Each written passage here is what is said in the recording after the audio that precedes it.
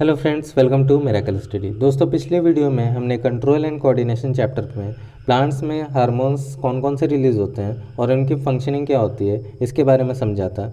इस वीडियो में हम ह्यूमंस में किस तरह से कौन कौन सा हार्मोन्स रिलीज़ होता है, कहाँ से, और उनकी फंक्शनिंग क्या होती है, इसके बारे में पूरी स्टडी करेंगे। तो चलिए शुरू करते हैं। दोस्तों, अब तक हमने जाना था कि जो इन्फॉर्मेशन होती है हमारी बॉडी में, वो दो तरीके से हमारी बॉडी में ट्रेवल करती है। एक होता है नर्व सेल्स के द्वारा और दूसरा केमिकल्स के द्वारा। तो नर्व सेल्स जो होते हैं वो इन्फॉर्मेशन को इलेक्ट्रिकल इम्पल्स के फॉर्म में ट्रांसफ़र करने का काम करते हैं, लेकिन जो केमिकल्स होते हैं वो एक्चुअल में हार्मोन्स होते हैं जो कि एक जगह से इन्फॉर्मेशन को दूसरे जगह ले जाने का काम करते हैं। तो नर्व सेल्स जो होते हैं वो हमारे पूरे बॉडी में नहीं फैले होते हैं, मतलब हर सेल से अटैच नहीं होते हैं। तो जो सेल्स नर्व सेल्स के द्वारा अटैच होता है वो इलेक्ट्रिकल इम्पल्स के द्वारा नर्व सेल्स से इंफॉर्मेशन गेन करने का काम करता है। लेकिन बात यहाँ आती है कि जो अदर सेल्स हैं हमारी बॉडी में, बाकी डिफरेंट ऑर्गन्स में जो प्रेजेंट होते हैं, वहाँ पे जो इन्फॉर्मेशन होती है वो कैसे पहुँचे, तो वो केमिकल्स से पहुँचती है, यानी कि हार्मोन्स के द्वारा पहुँचती है। ये भी हमने समझा था कि जो इलेक्ट्रिकल इम्पल्स है वो फास्टर होता है, क्योंकि जो इलेक्ट्रिसिटी होती है वो बहुत फास्ट रेट पर ट्रेवल करती है।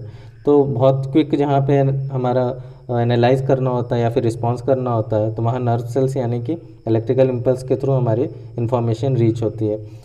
लेकिन जहाँ पे स्लो प्रोसेस होता है, जहाँ पे ग्रोथ वाली बात आ जाती है या फिर और कई सारी फिनोमेना होता है हमारी बॉडी में, तो उन सबको कंट्रोल करने का काम या फिर उन सबको रेगुलेट करने का काम जो इन्फॉर्मेशन ट्रैवल करती है वो हार्मोन्स के द्वारा करती है, और ये पूरे बॉडी में हमारे ईच और एवरी सेल में पहुँचने का काम करते हैं।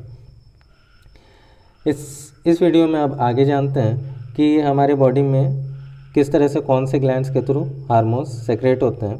तो सबसे पहले जान लेते हैं कि हमारे बॉडी में ग्लैंड्स कितने तरह से होते हैं।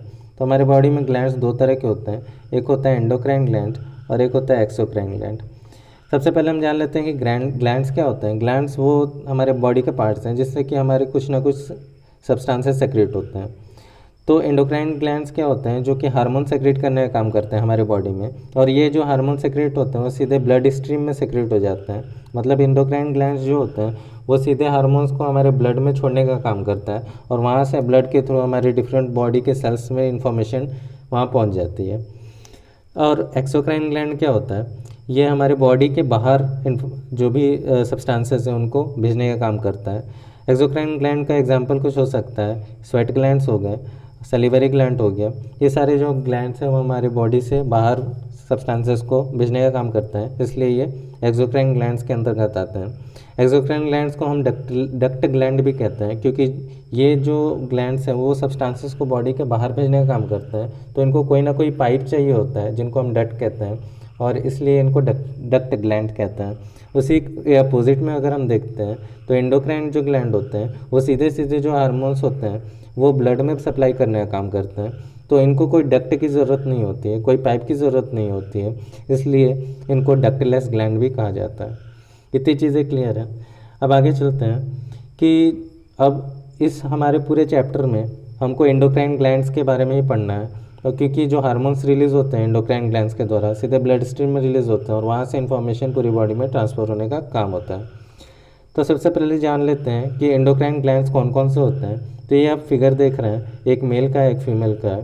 तो ये सारे जो ग्लैंड्स आपको दिख रहे हैं ये सारे एंडोक्राइन ग्लैंड्स हैं, और मेल और फीमेल में सिर्फ एक ही जो पार्ट है, एक ही जो ऑर्गन है, वहाँ पे जो ग्लैंड है एंडोक्राइन ग्लैंड वो डिफ़र करता है। बाकी से सारे जो ग्लैंड्स हैं वो सेम होते हैं, जो कि रिप्रोडक्टिव ऑर्गन है, जो कि क्या होता है, मेल में टेस्टिस होता है और फीमेल में ओवरी होता है। सिर्फ यही एक पार्ट है, और बाकी जो पार्ट्स हैं, बाकी जो ऑर्गन्स हैं एंडोक्राइन ग्लैंड्स के, वो सारे सेम होते हैं। तो सर शुरू करते हैं सबसे शुरू से, यानी कि हेड से शुरू करते हैं, और हेड से शुरू करते हुए नीचे की तरफ आएंगे, और सारे ऑर्गन्स कहाँ कहाँ सिचुएटेड होते हैं, सारे हमारे ग्लैंड्स कहाँ कहाँ सिचुएटेड होते हैं और उनकी फंक्शनिंग क्या होती है, इसके बारे में जानते हुए चलेंगे। सबसे पहले बात कर लेते हैं हाइपोथैलेमस की। तो जो हाइपोथैलेमस होता है हमारा ब्रेन में सिचुएटेड होता है, जैसे कि हमने पिछले वीडियो में भी देखा था कि जो हाइपोथैलेमस है हमारे फ्रंट ब्रेन का पार्ट होता है। और हाइपोथैलेमस क्या करता है, तो हाइपोथैलेमस हमारा जो पिट्यूटरी ग्लैंड जो होता है उसके द्वारा जो भी रिलीज़ किया जाता है हार्मोन उसको कंट्रोल करने का काम करता है। इसके अलावा हमने जाना था कि हमारे भूख प्यास जो भी होती है उसको रेगुलेट करने का काम करता है, यानी थर्स्ट को रेगुलेट करने का काम करता है, हंगर को रेगुलेट करने का काम करता है। अब बात कर लेते हैं पीनियल ग्लैंड की। तो पीनियल ग्लैंड क्या होता है, वो भी हमारे मस्तिष्क में ही प्रेजेंट होता है, हमारे ब्रेन में प्रेजेंट होता है और ये बहुत छोटा पार्ट होता है। पीनियल ग्लैंड क्या करता है, ये जितने भी हमारे स्लीपिंग डिसऑर्डर हैं या फिर स्लीपिंग ऑर्डर्स हैं उसको रेगुलेट करने का काम करता है। ये दो तरह के हार्मोन रिलीज़ करने का काम करता है, एक मेलाटोनिन नाम का हार्मोन रिलीज़ करता है और एक होता है सेरोटोनिन नाम का हार्मोन रिलीज़ करता है। ये दोनों हार्मोन्स क्या करते हैं, हमारे स्लीपिंग ऑर्डर को रेगुलेट करने का काम करता है। जैसे कि हम अगर रेगुलर 7 बजे शाम 8 बजे सोने का काम करते हैं तो हमको रोज़ 8 बजे नींद आने लगेगी। अगर रोज़ हम सुबह 4 बजे उठने का काम करते हैं तो रोज़ हम रेगुलरली हमारी एक आदत बन जाती है कि हम 4 बजे उठेंगे। तो स्लीपिंग जो ऑर्डर है उसको रेगुलेट करने का काम पीनियल ग्लैंड करता है और ये दो तरह के हार्मोन सेक्रेट करता है, मेलाटोनिन और सेरोटोनिन। इसके बाद अगर हम देखते हैं पिट्यूटरी ग्लैंड को, तो जहाँ पे हमने ब्रेन की स्टडी की थी जिस वीडियो में, उसमें हमने बताया था कि जो पिट्यूटरी ग्लैंड है वो कई सारे हार्मोन्स रिलीज़ करता है और वहाँ पे हमने इसको छोड़ दिया था क्योंकि इस वीडियो में हम इन हार्मोन्स के बारे में स्टडी करेंगे कि ये कौन कौन सा हार्मोन्स रिलीज़ करता है। तो पिट्यूटरी ग्लैंड को और किस नाम से जाना जाता है, इसको मास्टर ग्लैंड से भी नाम से जाना जाता है क्योंकि ये हमारे बॉडी में कई सारे फंक्शन परफॉर्म करता है जो कि हमारी बॉडी के लिए बहुत ही इंपॉर्टेंट होता है। ये हमारे बॉडी में ग्रोथ हार्मोन्स को रिलीज़ करता है जिससे कि हमारे बॉडी में जितने भी ग्रोथ वाली एक्टिविटी हो रही होती है उसको कंट्रोल करने का काम करता है। इसके अलावा जो ब्लड प्रेशर होता है उसको रेगुलेट करने का काम करता है। ऑक्सीटोसिन नामक हार्मोन को भी रिलीज़ करने का काम करता है जिससे कि जो मदर्स हैं उनकी ब्रेस्ट मिल्क का प्रोडक्शन हो पाता है। वाटर रेगुलेशन कंप्लीट करता है। टेम्परेचर जो होता है हमारी बॉडी को उसको मेंटेन करने का काम करता है। जैसे कि हम जानते हैं कि जो हमारे नॉर्मल बॉडी टेम्परेचर होता है वो लगभग 37 डिग्री सेल्सियस होता है। इस तरह से हमारे बॉडी का टेम्परेचर भी वो मेंटेन करने का काम करता है और हमारे बॉडी में इसके अलावा जो सबसे मेन है वो एनर्जी रेगुलेशन का भी काम ये करता है। तो इतनी सारी चीज़ें हमारी बॉडी में जब ये कर रहा है तो ये जो होता है पिट्यूटरी ग्लैंड उसको मास्टर ग्लैंड भी कहा जाता है इसी वजह से। थोड़ा सा नीचे आते हैं तो जानते हैं कि थायराइड ग्लैंड क्या करता है और थायराइड ग्लैंड कहाँ सिचुएटेड होता है। तो थायराइड ग्लैंड जो होता है वो एडम्स एप्पल के थोड़ा सा नीचे सिचुएटेड होता है। तो एडम्स एप्पल क्या होता है, जो हमारा ये कंठ निकला हुआ रहता है थोड़ा सा, वही एडम्स एप्पल कहा जाता है जहाँ से हमारी वॉइस आती है। और उसके थायराइड ग्लैंड क्या करता है, तो ये थायरोक्सिन हार्मोन को रिलीज करने का काम करता है। थायरोक्सिन हार्मोन क्या करता है, ये कार्बोहाइड्रेट, प्रोटीन, फैट, इन सारे न्यूट्रिएंट्स को रेगुलेट करने का काम करता है। इसके अलावा ये जो थायरोक्सिन हार्मोन है जो कि थायराइड ग्लैंड द्वारा रिलीज़ होता है, सेक्रेट होता है, उसको आयोडीन सिंथेसाइज करने का काम करता है। मतलब अगर आयोडीन हमारे बॉडी में सही मात्रा में बन रही है या फिर है प्रेजेंट, तो वो ये थायरोक्सिन हार्मोन को सिंथेसाइज बनाने का काम कर रहा होता है। और अगर आयोडीन की अगर वहाँ हमारी बॉडी में कमी होने लगती है तो क्या होता है कि थायरोक्सिन हार्मोन वहाँ सही से बन नहीं पाता है, जिसकी वजह से हमारी बॉडी में आयोडीन की कमी होती है तो गॉइटर नामक रोग हो जाता है हमारी बॉडी में। और इस डिजीज़ में क्या होता है कि हमारा नेक जो है वो स्वेल होने लगता है, यानी सूजने लगता है, इसलिए इसको गलसुआ नामक रोग से भी जाना जाता है हिंदी में। तो ये सारी चीज़ें हैं आपके थायराइड ग्लैंड से। इसके बाद आता है आपका पैराथायराइड ग्लैंड। पैराथायराइड जो ग्लैंड होता है वो थायराइड ग्लैंड के जस्ट पीछे में मौजूद होता है। और ये जो ग्लैंड होते हैं वो 4 नंबर्स में होते हैं, मतलब कि इनकी जो संख्या होती है पैराथायराइड की वो लगभग 4 होती है और वो बैक साइड में प्रेजेंट होता है थायराइड ग्लैंड के। इनका काम क्या होता है, ये बॉडी में कैल्शियम और फॉस्फेट को रेगुलेट करने का काम करते हैं। क्लियर। इसके बाद आता है आपका थाइमस ग्लैंड। तो थाइमस जो ग्लैंड होता है वो हमारे वोकल कॉर्ड में ही प्रेजेंट होता है। और वोकल कॉर्ड में उसका काम क्या हो रहा होता है कि वो इम्यून सिस्टम जो होता है हमारी बॉडी का उसको रेगुलेट करने का काम करता है, एनर्जी और बैलेंस करने का भी काम करता है। इसके बाद अगर हम एड्रिनल की बात कर लें तो एड्रिनल वो ग्लैंड्स होते हैं जो कि किडनी के ऊपर प्रेजेंट होते हैं, जैसा कि आप देख पा रहे हैं यहाँ पे किडनी के ऊपर प्रेजेंट है ये ग्लैंड्स। और एड्रिनल ग्लैंड्स क्या करते हैं, ये स्ट्रेस मैनेजमेंट का काम करते हैं हमारी बॉडी में। जितना भी हम टेंशन होता है, स्ट्रेस होता है, उसको कंट्रोल करने का काम करते हैं। इसके अलावा जो मेटाबॉलिक एक्टिविटीज़ हैं, यानी कि जो भी हमारा फूड का ब्रेकडाउन हो रहा है, डाइजेशन हो रहा है, एनर्जी रिलीज़ हो रही है, उसको रेगुलेट करने का भी काम कर रहा होता है हमारी बॉडी में एड्रिनल ग्लैंड। तो इतनी बात हुई एड्रिनल ग्लैंड के बारे में।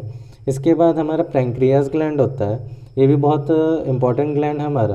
अब पैंक्रियास ग्लैंड जो होता है ये ब्लड शुगर को रेगुलेट करने का काम करता है हमारी बॉडी में। और ब्लड शुगर को रेगुलेट करने के लिए दो तरह के सेल्स इसमें होते हैं, एक होता है अल्फ़ा सेल और एक होता है बीटा सेल। तो अल्फ़ा सेल जो होता है वो ग्लूकागोन जो होता है उसको रिलीज़ करने का काम करता है, उसको सेक्रेट करने का काम करता है ब्लड के अंदर। और ये क्या करता है कि ये जो ग्लूकोज होता है ब्लड के अंदर उसको बढ़ाने का काम करता है। ठीक है, तो अल्फ़ा सेल वो ग्लूकोज बढ़ाने का काम कर रहा है ब्लड के अंदर ग्लूकाजन रिलीज़ करने के बाद। और बीटा सेल्स जो होते हैं वो क्या कर रहे होते हैं, इंसुलिन को वहाँ रिलीज़ कर रहे होते हैं ब्लड के अंदर।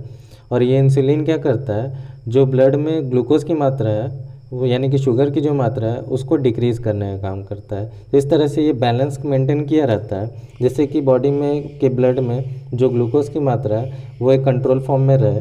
लेकिन कभी कभी क्या होता है, या फिर ओल्ड एज जैसे जैसे हमारी एज बढ़ती है बीटा सेल बनना थोड़ा कम हो जाता है, यानी कि इंसुलिन जो सेक्रेट हो रहा है वो कम होने लगता है, जबकि अल्फ़ा सेल लगातार अपना काम कर रहा होता है, यानी कि ग्लूकागोन जो वहाँ पे है लगातार रिलीज़ होता रहता है और बॉडी के ब्लड में जो शुगर की मात्रा है वो बढ़ने लगती है।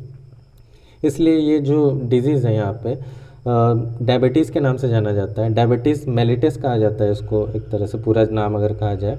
और ये जो बीटा सेल्स हैं वो अपना काम इंसुलिन जो होता है उनके द्वारा रिलीज़ करने वाला जो काम होता है वो नहीं हो पाता है, इसकी वजह से ये डायबिटीज़ नामक रोग हो जाता है। और डायबिटीज़ जो जिन लोगों को ज़्यादा होता है वो इंसुलिन का इंजेक्शन भी लेते हैं। क्लियर? तो इंसुलिन की कमी होने की वजह से ही क्या होता है, डायबिटीज़ वहाँ पे होता है। और जो इंसुलिन सेक्रेट करने का काम कौन करता है, तो पैंक्रियाज करता है। पैंक्रियाज में भी अगर पूछा जाएगा कौन सा सेल करता है, तो बीटा सेल करता है। क्लियर? आखिरी जो ऑर्गन है हमारा, आखिरी जो ग्लैंड है वो हमारा टेस्टिस है। टेस्टिस और ओवरी दोनों का फंक्शन लगभग एक ही, नाम अलग अलग है और उनका जो हार्मोन्स है थोड़ा सा अलग होता है। दोनों के बारे में जानते हैं। जो टेस्टिस जो हार्मोन सेक्रेट करता है वो टेस्टोस्टेरोन नामक हार्मोन सेक्रेट करने का काम करता है। टेस्टोस्टेरोन हार्मोन जो होता है वो बॉडी बिल्डिंग के लिए भी हेल्पफुल होता है हमारी बॉडी में, और सेक्सुअल जो डेवलपमेंट होती है हमारी बॉडी में उसको भी कंप्लीट करने का काम करता है। प्यूबर्टी जो एज होती है हमारी, यानी कि मेल की जो प्यूबर्टी एज होती है जहाँ पे सेक्सुअल ऑर्गन्स डेवलप होना शुरू हो जाता है, वो 10 से 12 साल फीमेल की होती है। यानी फीमेल जो होते हैं वो 10 से 12 साल में उनका जो रिप्रोडक्टिव ऑर्गन होता है वो ग्रो करना शुरू कर देता है। और जो मेल में अगर बात कर लिया जाए तो 12 से 16 साल उनको प्यूबर्टी एज होती है, जिसमें कि उनका मेल रिप्रोडक्टिव ऑर्गन पूरी तरह से कम्प्लीटली ग्रोथ हो जाता है। और इस तरह से ये हम जान पाते हैं कि जो गर्ल्स में जो प्यूबर्टी एज है वो जल्दी आ जाती है, लेकिन बॉयज़ में थोड़ी सी लेट आती है, 1-2 साल बाद आती है। और हम बात कर रहे थे टेस्टिस के बारे में, तो टेस्टोस्टेरोन हार्मोन रिलीज़ कर रहा है और ये क्या करता है पूरे बॉडी के जितने भी सेक्स ऑर्गन्स हैं उसको ग्रोथ और डेवलपमेंट के लिए हेल्पफुल होता है। जो अगर ओवेरीज की बात कर लें तो एस्ट्रोजन नामक हार्मोन को रिलीज़ करने का काम करते हैं। और ये भी इनका भी फंक्शन वही होता है कि पूरे बॉडी में जितने भी रिप्रोडक्टिव ऑर्गन्स हैं उनको इनके ग्रोथ और डेवलपमेंट में हेल्पफुल होता है। इसके अलावा ये प्रोजेस्टेरॉन हार्मोन को भी रिलीज़ करने का काम करते हैं। रिलीज़ होते हैं हमारे बॉडी में, वो एक डिफिनिट अमाउंट में रिलीज़ होना उनका ज़रूरी होता है। मतलब कि अगर वो बहुत ज़्यादा रिलीज़ हो रहे हैं हमारे बॉडी में तो भी वहाँ दिक्कत होती है, और बहुत कम रिलीज़ हो गई तो भी डिजीज़ वहाँ डिसऑर्डर की वजह से हो जाती हैं। तो ये ऐसे कुछ डिसऑर्डर जो होते हैं, जैसे कि हमारे बॉडी में जो ग्रोथ हार्मोन होता है वो हमारे बॉडी में ये पिट्यूटरी ग्लैंड के द्वारा सिक्रेट होता है। तो अगर ये ग्रोथ हार्मोन बहुत ज़्यादा मात्रा में रिलीज़ होने लगा तो बहुत ज़्यादा ग्रोथ होने लगेगी, और बहुत ज़्यादा ग्रोथ होगी तो उसका एक डिजीज़ होता है जिसको कहते हैं हम जिरेंटिज्म कहा जाता है उसको। और जिससे कि क्या होता है कि जो एबनॉर्मल ग्रोथ होने लगती है, जैसे कि खली को आप देख सकते हैं 7 फुट से ऊपर अगर ग्रोथ हो रही है, 8 फुट हो गई, तो वहाँ पे ये कह सकते हैं कि जो ग्रोथ हार्मोन है वो एक्सेसिव मात्रा में रिलीज़ हुई है। या फिर कह सकते हैं कि जो ग्रोथ हार्मोन डिफिशेंसी होगी, मतलब उसका जो सेक्रेशन है वो कम होने लगा, जितना आवश्यक है उससे कम हुआ, तो वहाँ पे बौना होने लगता है आदमी। ड्वार्फिज्म नामक बीमारी हो जाती है। ड्वार्फ मतलब ही बौना होना कितना ज़रूरी होता है, और उनको एक डिफिनिट प्रोपोर्शन में रखना कितना ज़रूरी होता है, जिससे कि हमारी बॉडी में हार्मोनल डिसऑर्डर डिजीज़ ना हो पाए। तो ये सारी बातें थी, और इस तरह से ये पूरा चैप्टर कंप्लीट होता है यहाँ पे आज। कंट्रोल एंड कोऑर्डिनेशन पूरी तरह से कंप्लीट हो रहा है। तो अगर आपने इस चैनल को सब्सक्राइब नहीं किया तो मिलते हैं तब नेक्स्ट वीडियो में नए टॉपिक के साथ, नए चैप्टर के साथ। तब तक के लिए thank you and have a nice day.